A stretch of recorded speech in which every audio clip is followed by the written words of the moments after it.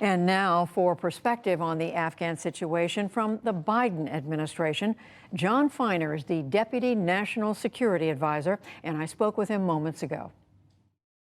Jon Finer, thank you very much for joining us. Our reporter in Kabul, Jane Ferguson, is describing for us panic in the streets of Kabul. She's describing the Taliban preventing most people from getting to the airport. Are these evacuations going as the administration had hoped? So, Judy, it is a very serious security situation in Kabul, and we are well aware of reports that people are having difficulty reaching the airport. A lot of people are reaching the airport in spite of those challenges, and the number of people who we've been able to put on evacuation flights out of Afghanistan has increased steadily day by day, and we expect that to continue. I do want to point out though, that there is an extraordinary degree of problem-solving, hard work going on with our teams on the ground, both military personnel and diplomats, to address exactly the situation that you're describing, so that to facilitate people's access to the airport and get them out of the country. Well, we did hear President Biden say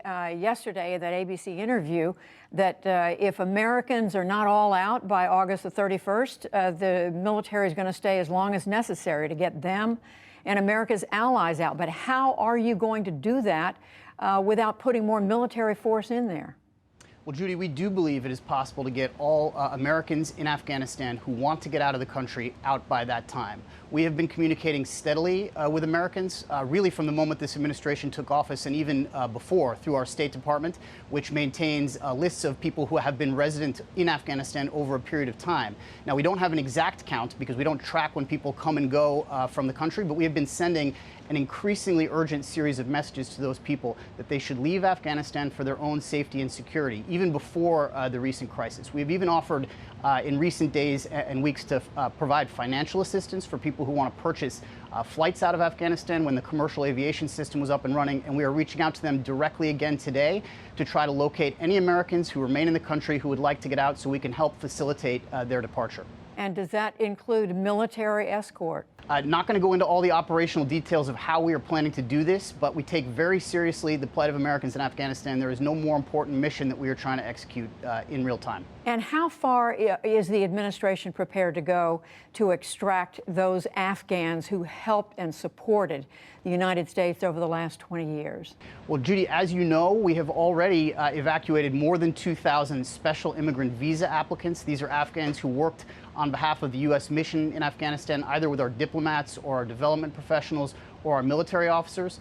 We have plans underway and actually flights underway in real time today, tomorrow, and going forward to evacuate what we hope will be thousands more of Afghans who are in urgent need of getting out of the country, including people who worked on behalf of the United States and including other Afghans who are at risk in special categories of concern. This is a high priority and one that we are continuing to execute today, tomorrow, and going forward. If necessary, is the U.S. prepared to send more troops in? We're not talking about more troops at this point. We have a significant troop presence at the airport in Afghanistan. Military has told us they have what they need to keep that facility secure. I don't want to underestimate the threat picture that exists in Afghanistan currently. It is a very serious security environment. The president has told the military they will have what they need, and as of now, they have told us they have the force posture in place to keep that facility secure. And do you have ongoing talks between the administration and the Taliban in order to do everything you can to provide for safe passageway for these people? Judy, as I think you know, we've been in diplomatic conversations with the Taliban for quite some time. Those conversations at high levels took place in Doha, Qatar. We have now also established a channel to the Taliban on the ground in Kabul so that exactly those sorts of operational considerations, including safe passage to the airport, can be arranged based on the work of our commanders in the field who have the closest, clearest sense of the details on the ground and what exactly we need to be able to accomplish that. Jon Finer, I know you are aware of this, but there are not only Republican, but many Democratic members of Congress and so many others who are criticizing the administration right now for not doing more earlier to move not just Americans, but especially those Afghan allies who worked for the U.S. Over the years, to get them safely out of the country. We have members of Congress, including those appearing on this program, who are saying they pleaded with the Biden administration to move on this earlier, and their pleas were met with deaf ears. So, Judy, I think you heard, as I did, the directors of National Intelligence and the Central Intelligence Agency say yesterday that all of this transpired much faster than anyone internally and really most people externally predicted it would.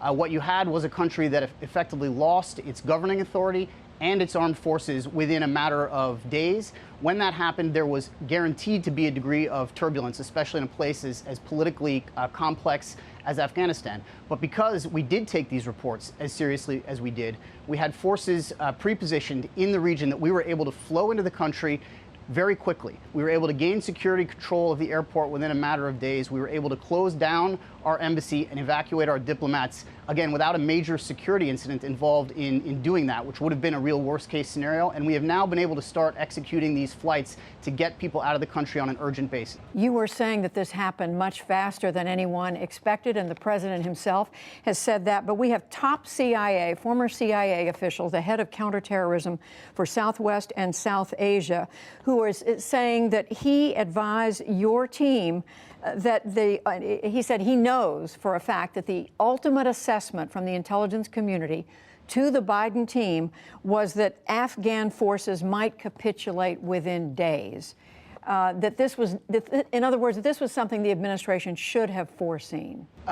All I can say about that, Judy, is I and my colleagues have read every piece of intelligence that is relevant, every assessment that has come from our intelligence community on Afghanistan going back since the very beginning of this administration. We take these assessments incredibly seriously, and I would point you again to the comments yesterday by the directors of National Intelligence and the Central Intelligence Agency who said basically exactly what I just told you, which is that this all transpired much more quickly than was anticipated by them or anyone else. And we heard General Milley, the chairman of the Joint Chiefs, say that it was known that there could be a full collapse of the Afghan government. Is that what the administration expected? Intelligence is about a range of possibilities. That was one of the possibilities, and exactly because of that possibility, Judy, and this is important to underscore, the president ordered that forces be pre-positioned in the region so that we could flow them into Afghanistan very quickly on a hair trigger if the security environment began to deteriorate. And that's exactly what we did, and because of that, again, we were able to draw our embassy down and begin these flights, these evacuations out of Afghanistan much more quickly. One last question about that. Should the United States have negotiated an exit that involved a larger footprint here at the end for the United States so that the United States is not encircled in its efforts to get people out of the country at one airport just outside Kabul? The United States has a very significant security footprint in Kabul, in Afghanistan. Our military commanders have told the president they have what they need to keep that facility safe and secure. If that changes, I guarantee you the president will provide exactly what is required, but for now we believe we've got what we need. Jon Finer is the Deputy National Security Advisor. Thank you very much. We appreciate it. Thank you, Judy.